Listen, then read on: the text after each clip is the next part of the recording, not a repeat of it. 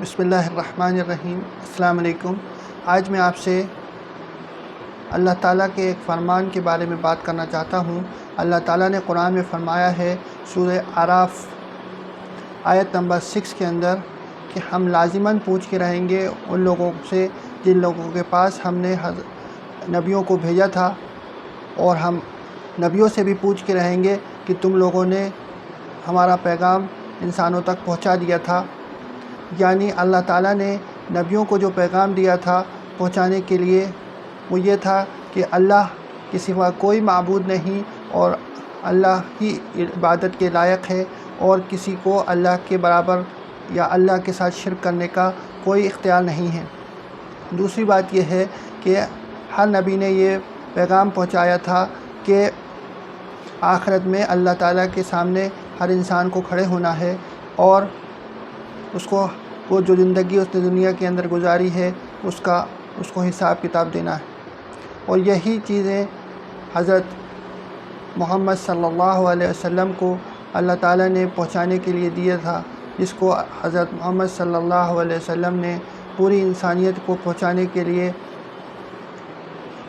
اپنا پیغام صحابہ اکرام تک پہنچا دیا۔ اور پھر جب پورا پیغام صحابہ اکرام تک پہنچا دیا تو گواہی مانگی صحابہ اکرام سے کہ کیا تم گواہی دیتے ہو کہ میں نے یہ اپنا پیغام پورا پہنچا دیا ہے؟ تو آپ صلی اللہ علیہ وسلم کو صحابہ اکرام نے جواب یہ دیا کہ ہاں، آپ نے پورا پیغام پہنچا دیا ہے۔ پھر اللہ تعالیٰ کو بھی حضور صلی اللہ علیہ وسلم نے شہادت میں شریک کیا کہ یہ مانتے ہیں کہ جو ہے میں نے سارا دین کا جو بھی علم تھا وہ میں نے ان تک پہنچا دیا ہے۔ اس کے بعد آپ صلی اللہ علیہ وسلم نے یہ فرمایا کہ جو یہاں پہ حاضر ہیں وہ غائبین تک میری بات کو پہنچائیں۔ تو جو اس وقت موجود وہاں پہ نہیں تھے وہ بھی اس میں شامل ہیں، اور جو پیدا بھی نہیں ہوئے تھے وہ بھی اس میں شامل ہیں۔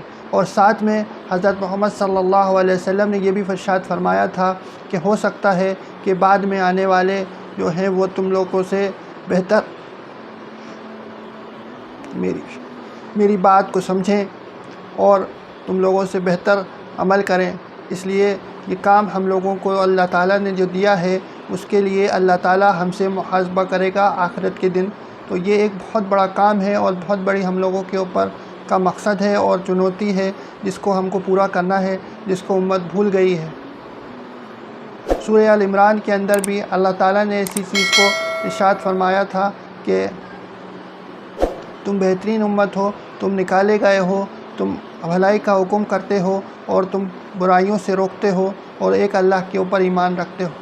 تو سب سے بڑا جو ظلم ہے یا گناہ ہے وہ یہ ہے کہ اللہ تعالیٰ کے ساتھ اس کا کوئی شریک بنایا جائے۔ ہم لوگوں کو اس چیز کی ممانعت کی گئی ہے کہ ہم کسی جاندار کے سامنے سجدہ کریں یا کسی بے جان کے سامنے سجدہ کریں یا کسی بھی شخص کے سامنے سجدہ کریں۔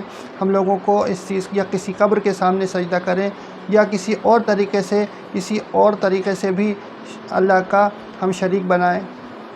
اللہ کا کوئی شریک نہیں ہے، اور اللہ ایک اکیلا تنہا ہے جس نے ساری دنیا کو اور سارے آسمانوں کو اور ساری چیزیں جو اس کے درمیان ہیں سب کو تھاما ہوا ہے، اور وہی ہم سب کا رب ہے۔